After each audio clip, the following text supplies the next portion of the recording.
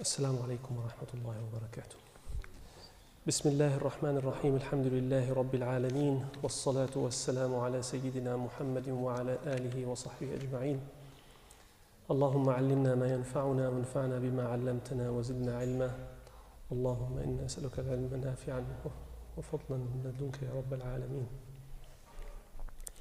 Now, last week we discussed all the letters that the Prophet ﷺ sent to the kings of Arabia and to the kings of the Romans and the Persians, and we discussed what happened. And one of the outcomes of this was that the Prophet ﷺ was starting to be upset with Al-Ghasasina.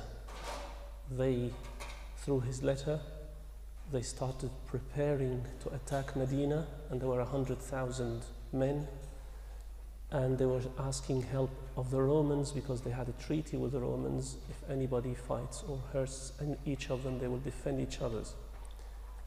And after that, we know that the Sharhabil, one of the Sahaba, Sharhabil ibn Amr, went on his way to Al-Busra with a letter from the Prophet ﷺ. Someone from Al-Ghasasina killed him, which added to the trouble that the Prophet ﷺ is having with Al-Ghasasina. So as we said, all this was kind of a preparation for Mawqa'at Mu'tah. Now, during all these periods, of course, Prophet ﷺ never stopped sending Sahaba to discipline all the other tribes. And we have seen how many battalions they have been, or ghazwa, with the Prophet ﷺ. That's between the 5th Hijri all the way now we are in 8th Hijri, 3 years, no rest. In Rabi' al-Awwal, 8th Hijri, as I said, now we have 3 years from Al-Khandaq. The Prophet ﷺ sent Shuja' ibn Wahb, one of the Sahaba, to Hawazin to discipline the tribe of Hawazin. And they managed to go, control them, get some booties, and come back. Jazakumullah khair, subhanallah. After that, he sent on the same month, he sent Ghalib ibn Abdullah to Bani al-Mulawih. And they got some booties and ran back because Bani al-Mulawih were busy attacking someone else. And they were only about 15 of the Sahaba, not many.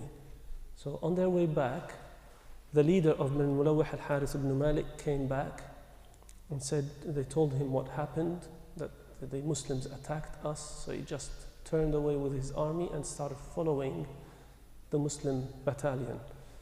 And as they were, as I'm saying, small numbers, subhanAllah, they just didn't know. Suddenly they saw the army following them. And Ghalib, who was leading the tribe, said, as we were running, suddenly we saw them behind us, an army following us as a small group. And wallahi, the sky was so clear and sunny. And out of nowhere, clouds came and rain came down. And the rain turned into a flood, and the flood became a river separating the Muslims from Al-Harith and Bani Mulawih. And that kept running until they were way back into Medina. Subhanallah. So Allah has helped them out of His will. Now, before Mu'tah, the last of the battalions was one for Ka'b ibn Umayr, and it was called Dhatu Atwah.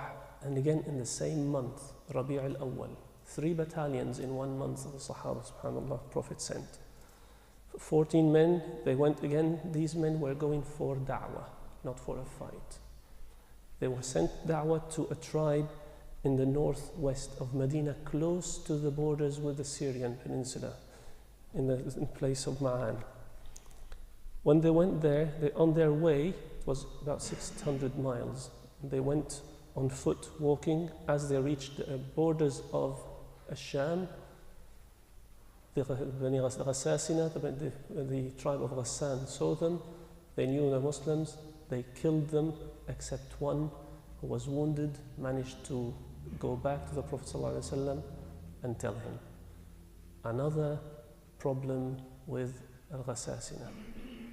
So the Prophet ﷺ had news that Ghasasina has prepared to him 100,000 men, and they are about to attack Medina. That's a decision made.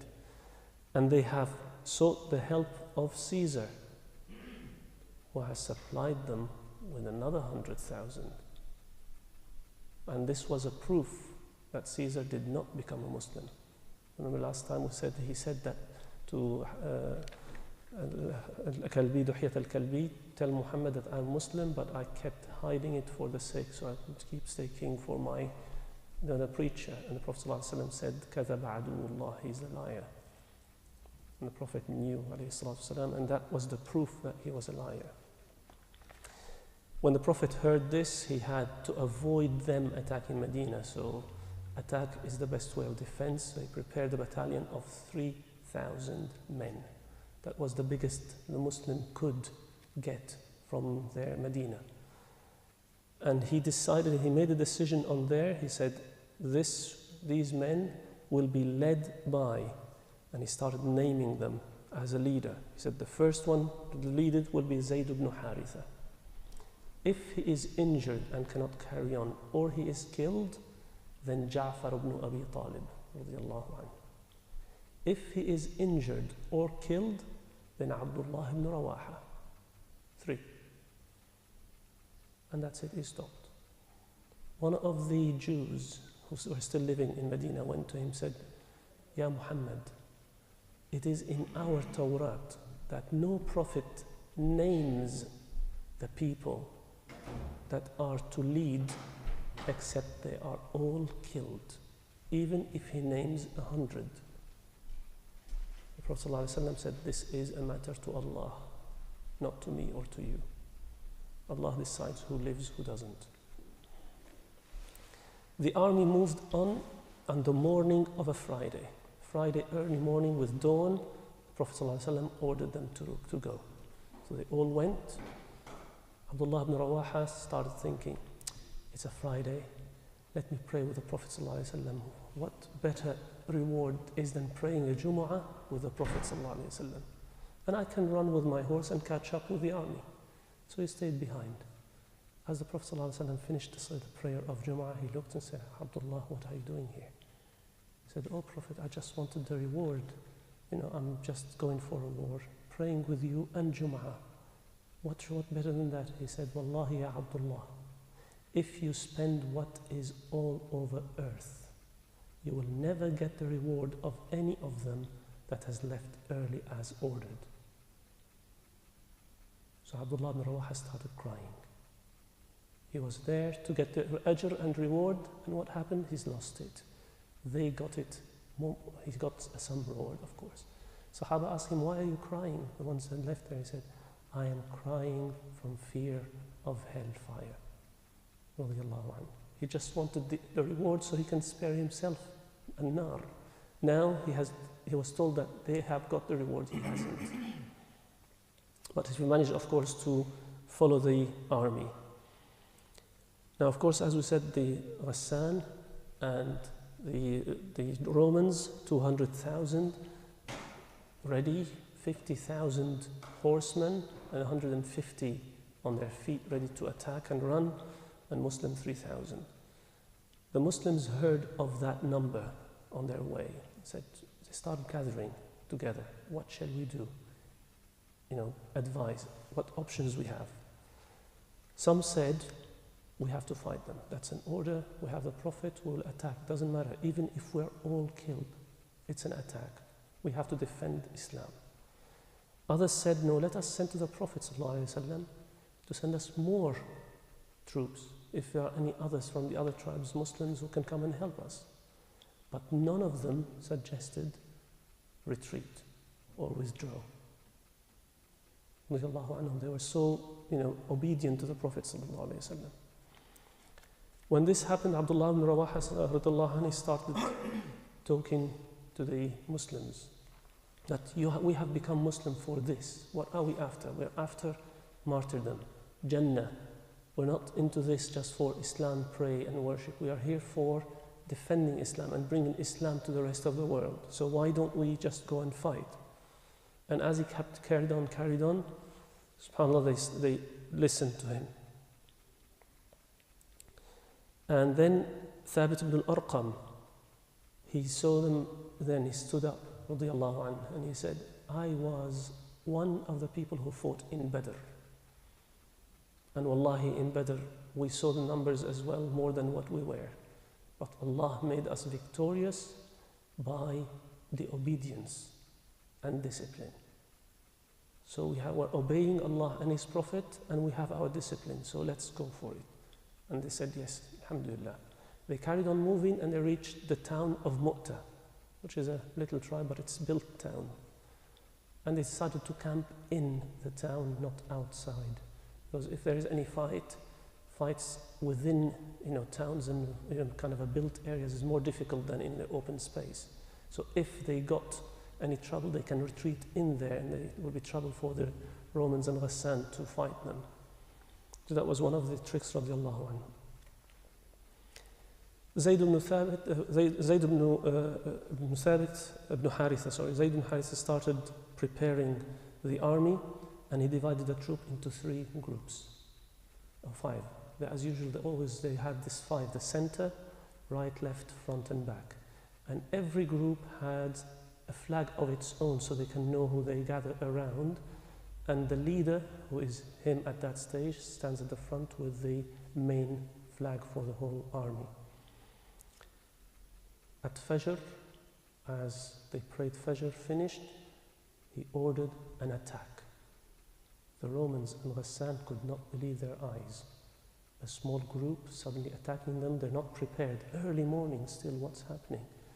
And they started attacking, and they started killing in them, and they got in within the middle of the army. And they kept fighting all day until Maghrib and retreated back. The second day at Fajr, they did the same thing. Finished prayer Fajr, attack, and they attacked through. Again, killing through the Romans, and Ghassan could not understand what type of humans are these. Day 3, day 4, day 5, same thing. Day 6, they woke up, the Romans and Ghassan. They're doing the same thing. So on Fajr of day 6, the Romans and Ghassan attacked the Muslims. Of course, the Muslims were prepared, but this time they have been attacked. And then the fight started. At that time, the Prophet ﷺ, he had live description. Now we see satellite live, transmission of events. He called the Muslims ﷺ into the masjid, make the adhan for people to gather, and he told them, now the war has become tough. And he started describing what's happening. And this is in As-Sahih and in the Hadith all described. And the Prophet ﷺ said, Zayd carried the flag, and he fought with it and kept fighting with it until he has been killed, martyred, radiallahu anhu. The Muslims started, rahmatullah alayhi, what to do. Suddenly the Prophet carried on. And then the Ja'far ibn Abi Talib carried the flag and fought with it and went to attack to the middle. And he went amongst in the middle of the whole group until the Romans got so tight around him. And one of the Sahabi was present there, Abu Rafi' said, to the level that he could not move. So Ja'far went off his horse and killed his horse so he can move and maneuver, because on a horse he was more restricted. And the Prophet ﷺ carried on describing that Ja'far was fighting until they cut his right arm.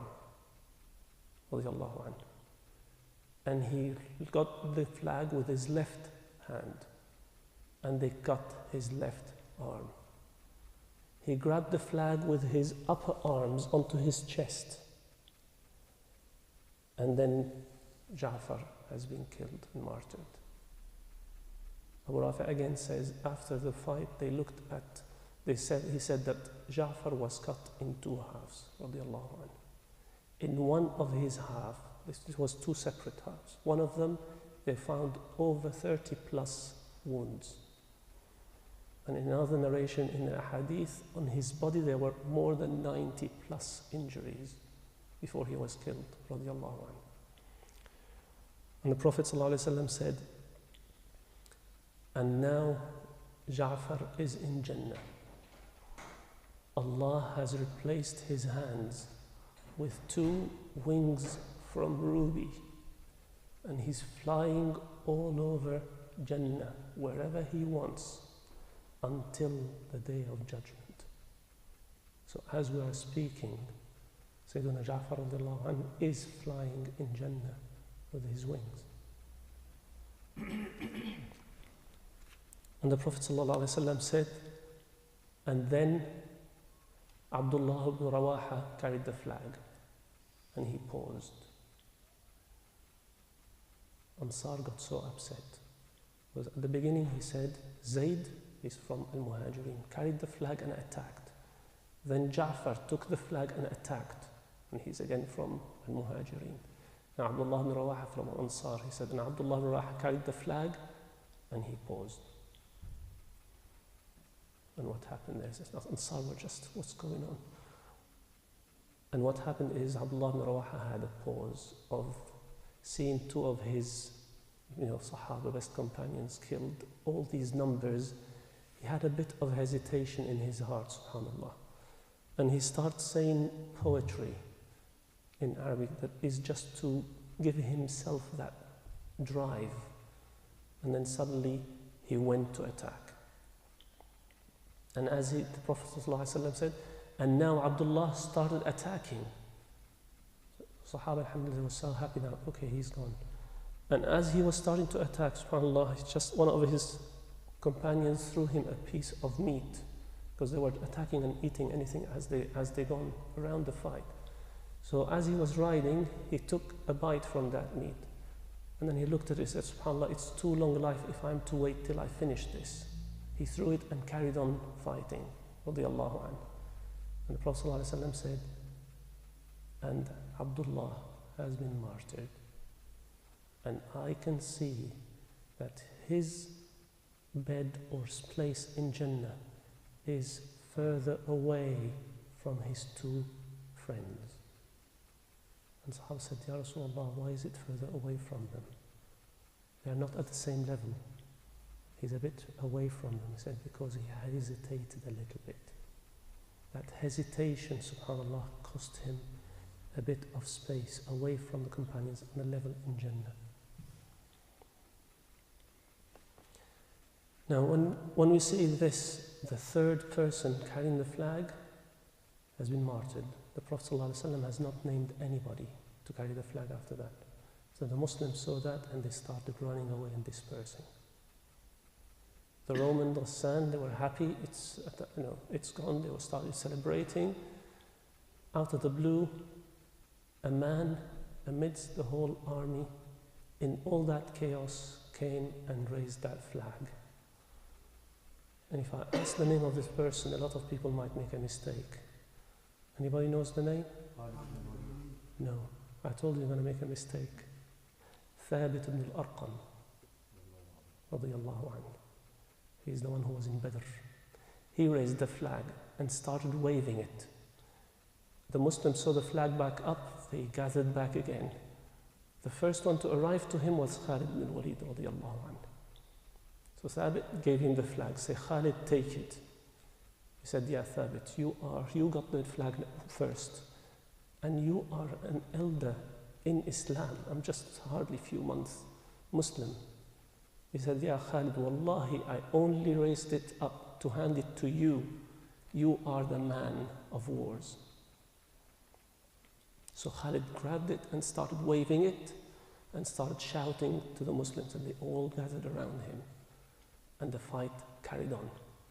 And the Prophet ﷺ, after a long pause, he said, and now a man has raised the flag, a sword from the swords of Allah. He has got over all the kuffar. That was Khalid ibn al-Walid. And since then, he's called Sayfullah, the sword of Allah. Sayfun min suyufillahi sallahu Allahu ala a'da'ihi. Radiyallahu anhu. And then the Prophet said, now the war has started. And they started fighting, and Khalid carried on fighting and fighting. And suddenly the Romans were, out of the blue, on the retreat. After being victorious, they were on the retreat with the Muslims gathering within seconds, minutes, and attacking again. Radiyallahu anhum. They carried on until Maghrib again, and the two armies separated. At that evening, Khalid ibn al-Walid radiyallahu anhu prepared one of the best, whatever you can call it, army plans for his army. And the best retreat of a war in the world. When an army retreats, they'll be killed, massacred, slaughtered. They retreated the following day. But he prepared it in a way that, subhanAllah, a genius. What he did, he changed the 5 groups. They used to have said 5, center, right, left, and front and back. He changed right to left, left to right, and so new faces to the other army. He changed the flags. The whole flags that they had, the flag bearers, they changed them except the one he had. And he asked groups of the Sahaba to go towards Medina. And to that area, it was an area that raised too much dust when you run. And he split them into 3, 4, 5 groups and ordered them to come as the fight starts or about to start coming in sequence of timing amongst them and do takbir. He did all that next day with Fajr. They went to meet the Romans. The Romans looked and saw new flags, new faces, and we couldn't defeat a few thousands. Now they have new, fresh, strong army. And as they were about to start, one of the groups started coming from Medina area towards them. As I'm saying, a dusty area raised too much dust. You couldn't tell how many. Could have been 10 horsemen, that's all. But it looks like an army is coming, and they did takbir. As they did takbir, the army of Khalid did takbir. Everything, Allahu Akbar. Suddenly, another group coming after a few minutes, doing Allahu Akbar and dust coming, and the rest of the army takbir. The Romans couldn't know what's happening. More help, we couldn't defeat them, and more help is coming. And they kept coming in a sequence. As the Romans were coming back in their surprise, Khalid ordered the attack. And they went and they kept attacking the Romans and attacking until they dispersed them and reached to their king, who was at the far back of the army. The leaders of the Romans and the Assassina was at the back of the army, unlike the leader of the Muslim army was at the front, carrying the flag himself. When they got to him, the Romans were all over the place, running away, and Bani Ghassan. Khalid ordered a retreat. So the Muslim army suddenly started backing up. No more. Assassina, what's happening? Romans, let's attack them. And the king then said, no, this is a trap. Don't follow them. And they kept retreating and retreating and retreating. Don't follow them, it's a trap. Until Sahaba were already in Medina.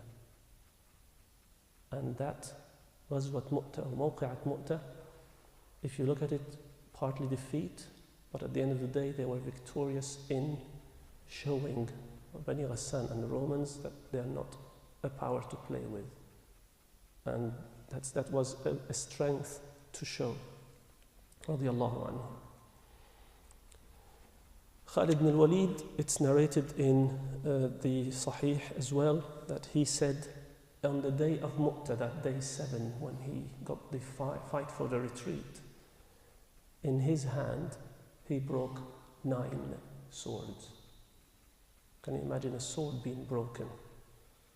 And Khalid ibn al-Walid, he was one of 2 in Arabia known, the other one was Zubayr ibn al-Awwam radiyallahu anhu, to fight with 2 swords. And they would guide their horses with their legs. So imagine fighting with 2 swords, and 9 swords were broken in their hands from the amount of fighting and metal, cracking metal. Radiyallahu anhu. The Muslims arrived to Medina, and to their surprise, they were met by the children and the women throwing them with stones. You are the ones who ran away from the fight. You are the ones who don't fight for the sake of Allah. They did not allow the Sahaba to enter their homes. So they went to the Prophet ﷺ. The Prophet ﷺ said, no, they are not the ones who ran away. They are the ones who will return back, inshaAllah. And he said at that stage, he said, I am the group of every mu'min. And he's telling about the ayah in Surah Al-Anfal, which is chapter 8, verse 16. But I'm going to say 15 and 16. Bismillah ar-Rahman ar-Rahim. يا أيها الذين آمنوا إذا لقيتم الذين كفروا زحفا فلا تولوهم الأدبار. O you who believe, if you face the kuffar, the non-believers, in a hostile way, which is in a fight, do not turn your backs and run away. ومن يولهم يومئذ دبره إلا متحرفا لقتال أو متحيزا إلى فئة فقد باء بغضب من الله ومأواه جهنم وبئس المصير. And if anybody turn his back to them, in a way running away from them, except or unless he is going to strengthen himself to return for the war, or he retreats to a group to support them. And this is what the Prophet ﷺ said, I am the group of every mu'min, reflecting to this ayah. If you're not doing that and you're just running away, you will have the wrath of Allah and hell will be the refuge. The Prophet ﷺ said they haven't run away, they have come to him to regroup and then in the future attack. Sallallahu Alaihi Wasallam. Now after all this battle of Mu'tah, and we heard attack, defense, the Muslims, we don't know how many killed, there's no specific numbers mentioned, but they were named, the named one that were known were 12. As for the Romans and Ghassan, they are in the hundreds. Or every attack, and suddenly by retreat, subhanAllah, Allah gave them the power, subhanahu wa ta'ala. Now, when the Sahaba, the battle happened with the flag bearers in the evening, when the Prophet ﷺ told all this the 7th day, in that evening he went to visit the children of Ja'far ibn Abi Talib. And Abdullah ibn Ja'far narrates, he said, on that day of Mu'tah, he remembers he was still a child, the Prophet ﷺ came to visit us in a time that he wouldn't usually come. And as he saw Abdullah ibn Ja'far and his children, they all ran towards the Prophet ﷺ. He hugged them and he started crying, sallallahu alayhi wa sallam. So the wife of Ja'far came and said, O Prophet of Allah, have you heard anything about Ja'far? He said, Ja'far has been martyred. And he started crying again, sallallahu alayhi wa sallam. And then she started screaming like women do, subhanAllah. The Prophet ﷺ said, don't scream, don't pull hair, don't tear your clothes, as they do in Jahiliyyah. Cry, yes, but screaming, tearing the clothes, all this Jahiliyyah is not allowed. And this is the point of sabr. And that's, inshallah, we have always to remind ourselves and our sisters, wives, mothers, everything, that if anything happens, any death happens in the family, the screaming and the tearing of clothes and pulling hair is not allowed in Islam. The Prophet ﷺ kept on crying, subhanAllah, and he said, for men like Ja'far, women should cry.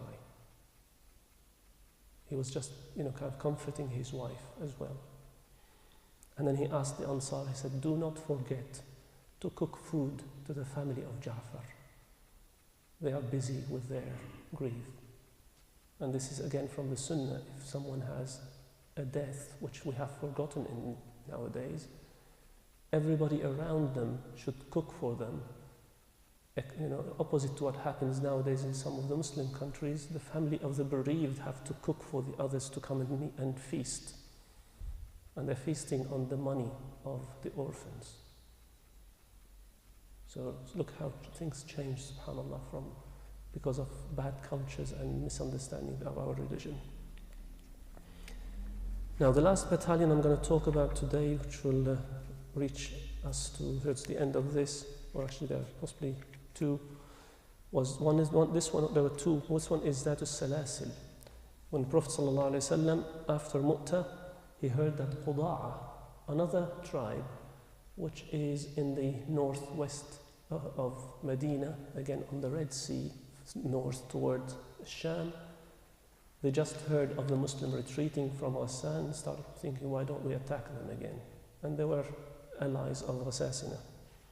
So the Prophet ﷺ didn't want to wait till they prepare for it, so he decided to send a group, and he sent, led by Amr ibn al-As radiallahu anhu. Amr ibn al-As then was only 5 months into becoming a Muslim. And in his army were some of the elders in the name of how long they've been in Islam. One of them was Abu Bakr radiallahu anhu. He was a soldier under the banner of a leader, Amr ibn al-As. And the Prophet ﷺ called Amr and said, "Oh Amr, I want to send you on a battalion so you can get ajr, reward, and get some booties." Amr ibn al-As said, "Oh Prophet Allah, I have not become Muslim for the money." He said, "The good money is worthwhile for the good man." Sallallahu alayhi wa sallam. So he agreed, and he took 300 men as per the Prophet's orders, and he went towards the tribe. On their way, he started going at night and camping during daytime, just to make sure that they don't know about his presence. You know, Quda'a is a big tribe. Again, it's similar to, you have to fight the assassin, you don't want to be seen. On the way, Amr ibn al-As heard of the sheer numbers of Quda'a, so he sent to the Prophet ﷺ, "Send me more troops, help," because they have prepared bigger numbers. So he sent him another group led by Abu Ubaidah Amir ibn al-Jarrah. And he said, "Abu Ubaidah, do not argue or quarrel with Amr." And one of the soldiers with Abu Ubaidah was Umar ibn al-Khattab, the tough man, but he was a soldier led by Abu Ubaidah, and then he will be led by Amr ibn al-As again. When they arrived, Abu Ubaidah reached, time for prayer. Amr ibn al-As came to pray. Abu Ubaidah wanted to pray. Amr looked at Abu Ubaidah, "I am the leader, you are my support and help." Abu Ubaidah said, "The Prophet ﷺ ordered me not to argue with you. You are the leader." And this one was, Amr was now controlling the whole group. They arrived, as I said, at night, cold night. The troops wanted to put some fire to warm themselves up. Amr ibn al-As said, "No one lights fire." He said, "We are cold." He said, "No one lights up a fire." So they were starting to be disgruntled, you know. A man who's just recently become Muslim now leading us, he's not allowing us to warm up. Okay, so they managed to sleep the night. Fajr came, Fajr prayer, and suddenly they saw Amr ibn al-As doing tayammum. They said, "Amr, there is water, why are you doing tayammum?" He said, "I have janaba." They said, "Well, do ghusl." He said, "No, wallahi, I won't do ghusl. This water is cold. You know, very cold night." He insisted on doing tayammum, and he prayed, led the prayer. Umar ibn al-Khattab went to Abu Bakr. He couldn't tolerate that. He said, "Ya Abu Bakr, can't you see what Amr is doing? He's only recently a Muslim, and he's not listening to us. He's doing whatever he likes." Abu Bakr told him, "Oh Umar, he has been appointed by the Prophet sallallahu alaihi wasallam. And wallahi, if the Prophet did not know that he is the best man for this, he wouldn't have put him as a leader." Look at the trust of the Allah and Abu Bakr. Never argued with any decision the Prophet made. Umar just obeyed this, and they said, "You are right on this one." As the break of the dawn happened, they prayed Fajr, and suddenly Amr ibn al-As ordered the attack.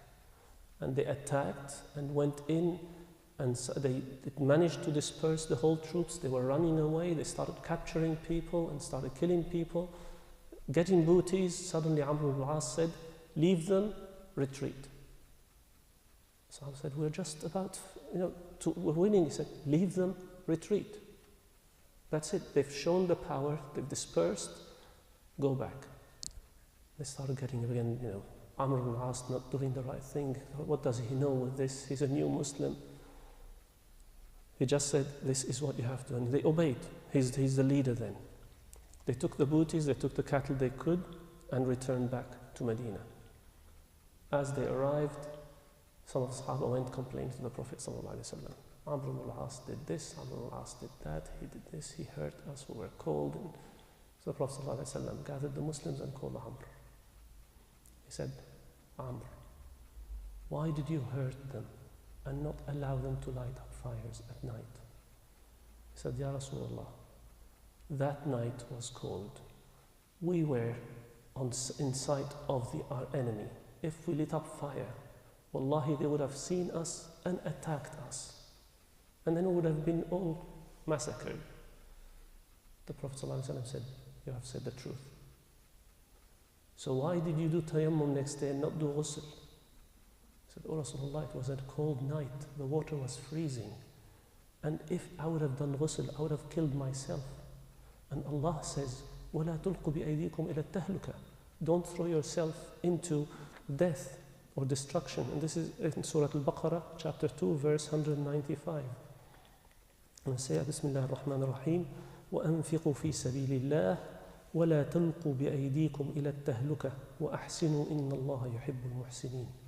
Spend in the path of Allah and don't throw yourself into destruction and death. Allah likes the one who do good, and يحب المحسنين. So this was in reply to this, and Prophet ﷺ said, you have said the truth. He said, okay, now, when you were winning and they were capturing everyone, why did you order them to retreat? He said, oh Ya Rasulullah, if I have left them to go further deep in, they were so big in number, they could have surrounded us from the back and attacked us and would have lost again. So I just wanted to show them the discipline and retreat. That's it. And we got the booties we needed. The Prophet ﷺ said, you have said the truth. And he approved everything that Amr did. Radiyallahu anhu. So it's not a matter of, oh, is it right in Islam? Is it wrong in Islam? It's a matter that he's done the correct thing for the correct timing. And it's ijtihad at the end of the day. And he's done the correct ijtihad. The last thing I'll talk about today, and then inshallah after Ramadan we'll talk about the conquer of Mecca. It was the battalion called the Batalion of Al-Khadab. Al-Khadab is the color, it's the coloring or stain. And it's called this way because the Sahaba they were led in a battalion by Abu Ubaidah Amr ibn al-Jarrah, and again in Rajab this time, 8th Hijri. Rajab, of course, is Shahrullah Haram. So they did not fight in Rajab, but they started the move in Rajab. And the fight was the following month.